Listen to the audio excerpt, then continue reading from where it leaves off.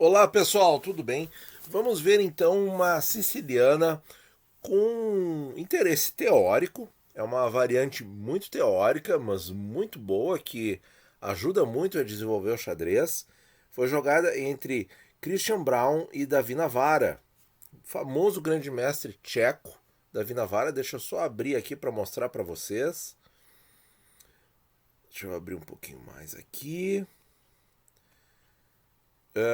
13º Campeonato Europeu de 2012, tá, pessoal? Então, uma partida que tem aí já um certo tempo, mas ela é muito legal, muito interessante, muito bacana, porque te dá uma visão do todo, desde a abertura, porque a gente vai falar bastante da teoria. Então, E4, C5, cavalo F3, D6, D4, C por D4, cavalo D4, siciliana aberta, cavalo F6, cavalo C3 e A6, Najdorf. Um grande ponto aqui de definição. Próximo grande ponto é o que as brancas vão jogar. Vão jogar uma linha agressiva, uma linha mais posicional. Bispo G5, linha agressiva. Continuando, E6, podia jogar cavalo de BD7, que é outra linha muito teórica. Só vou mostrar aqui para vocês. Essa linha aqui, muito legal também, mas tem muita teoria. E6, F4 e agora outro grande ponto de definição na partida. O que a negra joga aqui? Joga como Kasparov, dama B6.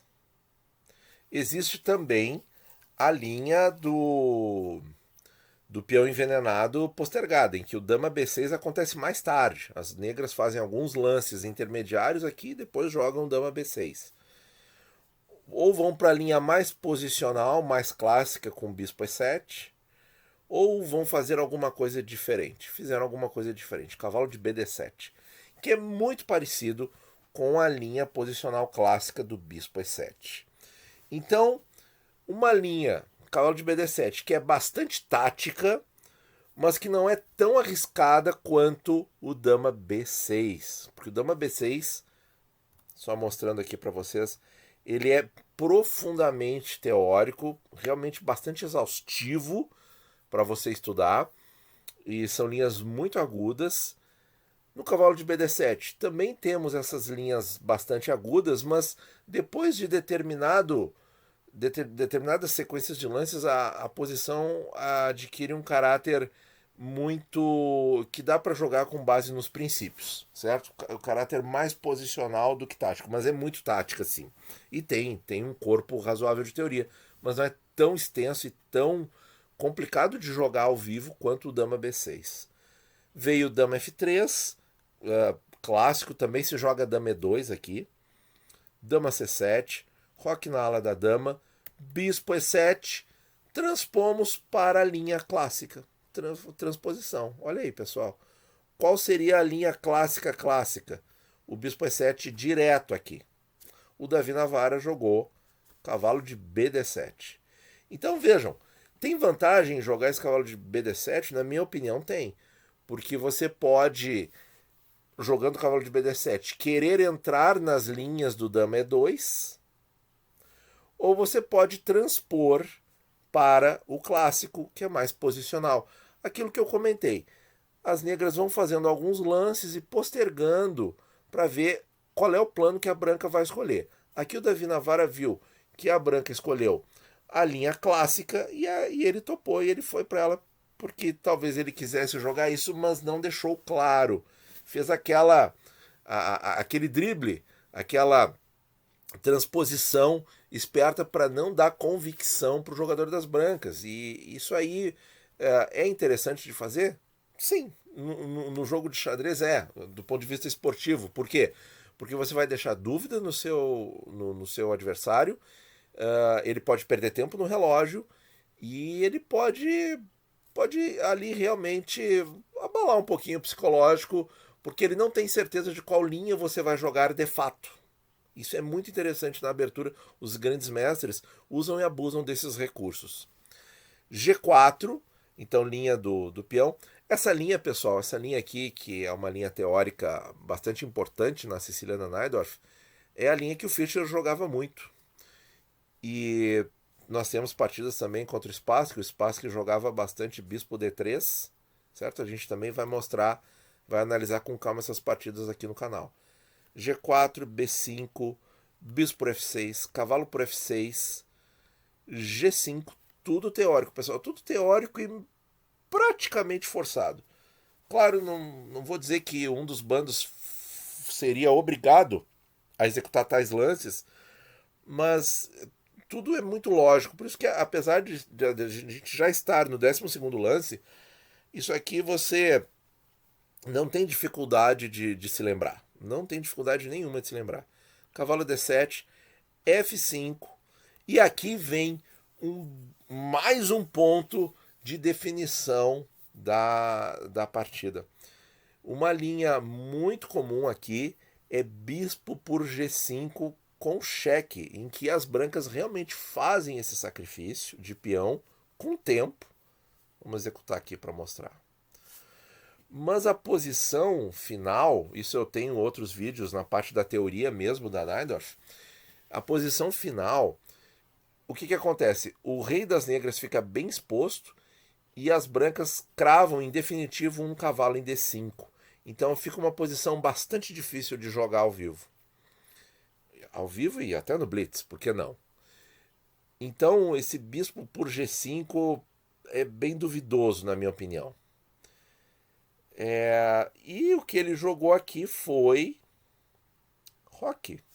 Roque, uma linha aí que surgiu na primeira década desse século e pode ser uma linha um pouco assustadora para quem está começando no xadrez, mas não é, porque a branca tem aqui uma rápida abertura da posição do rei das negras se quiser.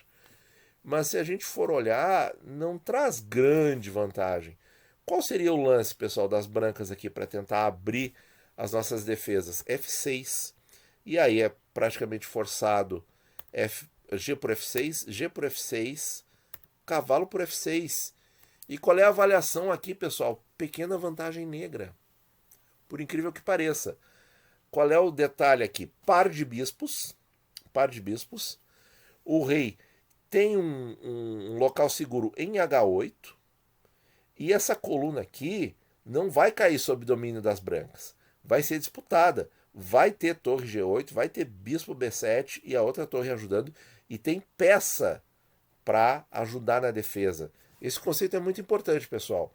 Sempre ter peça. Não tem peão em E5. O peão de D6 está fazendo um papel muito importante, evitando o avanço E5, que tira muitas peças da defesa do rei, quando o rei está rocado para o lado pequeno.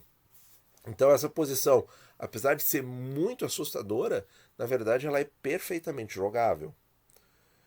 Outra possibilidade, voltando aqui, mais interessante do ponto de vista teórico, seria torre G1, postergando um pouquinho os planos.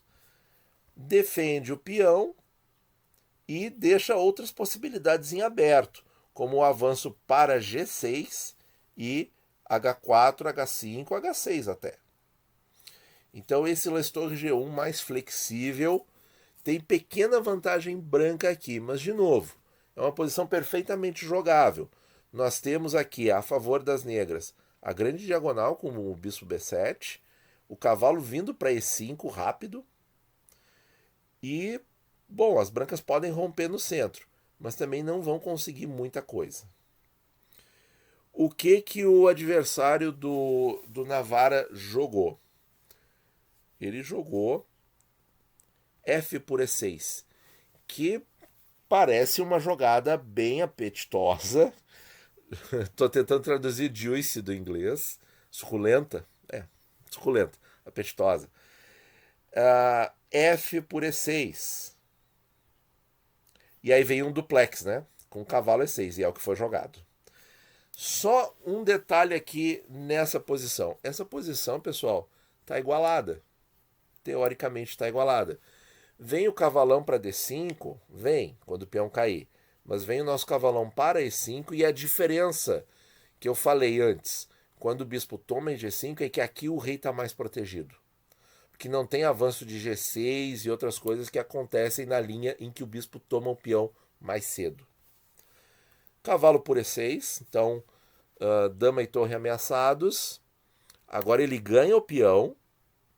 E detalhe, o cavalo não pode capturar esse bispo, senão a dama cai, porque o cavalo sai da ameaça da dama se ele for capturar o bispo, certo? Só ilustrando aqui. Ó, aí a vantagem negra, material e posicional completa. Né? Então, rei B1, sempre bom de fazer esse lance para as brancas. E o Navarra aqui trocou as damas. Porque não tem como defender a dama e a ameaça de perder a qualidade. Tá? Não tem checkmate porque o cavalo em D7 está segurando a posição. E também, se sair com a dama, esse bispo cai. Então não tá bom aqui. Aliás, não cai, né? Não cai porque a dama branca cai. Então a branca também vai ter que fazer alguma coisa. Então melhor trocar. Torre por F3, cavalo por C7. E agora, pessoal, aquilo que eu citei antes, né, no começo do vídeo. O todo da posição. Então assim, nós temos um peão muito fraco em D6 que vai cair, mas igualmente fraco o peão de E4 das brancas. As negras têm o par de bispos, que é uma coisa interessante, e o caráter da posição é aberto. E nós temos uma vantagem decisiva para o final. Maioria de 2 contra 1 no flanco rei. Isso é uma coisa muito importante e estamos a recém do 17º lance. Agora, cavalo C7 ameaçou a torre, torre B8, bispo E2, torre F2, tomando posição na sétima, sempre importante, bispo G4, cavalo C5 e aqui as negras estão com vantagem forte. As brancas trocam o bispo e desmancham o par, bispo por C8, torre por C8, cavalo de 7 D5. Vejam que as brancas têm um controle sólido da casa D5, mas como muitas peças já foram trocadas e o rei negro está em relativa segurança, não tem mais dama nos tabuleiros, essa vantagem posicional já não é tudo aquilo. Já não é tudo aquilo ter esse cavalo aí em D5. Torre E8, então batendo no ponto fraco das brancas. H4, ameaçou o bispo. Bispo para D2. Torre H3, defendendo o cavalo. Mas já estava defendido, só que ele não precisa tirar o cavalo dominante. Veio bispo por C3. Cavalo por C3. B4. E cavalo voltou para D5. O que aconteceu? Peão de E4 ficou sem defesa. Com essa manobra, a gente sempre tem que lembrar disso, pessoal. B5, B4 é um lance aí que tem que ficar na manga para as negras. Em algum momento ele pode ser muito benéfico, muito decisivo. Tomar o peão direto aqui poderia? Não. Cavalo por E4, cavalo por E4, torre por E4, A3. E as brancas se defendem melhor. Daqui a pouco, para evitar o checkmate de gaveta, certo? Por isso A3. E daqui a pouco vem torre por D6, ou pode dobrar as torres na coluna D. E se uma torre chegar em D6, pode cair a 6 e fica bem complicado aqui, porque aí a maioria no flanco dama começa a ganhar importância na posição, certo? Então B4, cavalo D5, torre por E4, B3 e A5. Com esse plano, pessoal, esse plano aí é muito importante, muito importante. Por quê? Porque vai desestruturar os peões no flanco dama, onde as brancas têm maioria, e chama atenção também um peão segurando 3, isso é muito importante. E não só isso, se não quebrar a estrutura, por exemplo, avança A4, vem B por A4, mas eu perdi o peão. Não, o cavalo recupera e você desarmonizou os peões brancos. já fica completamente diferente avançar esses peões no final do que se eles estivessem em conjunto como estão agora.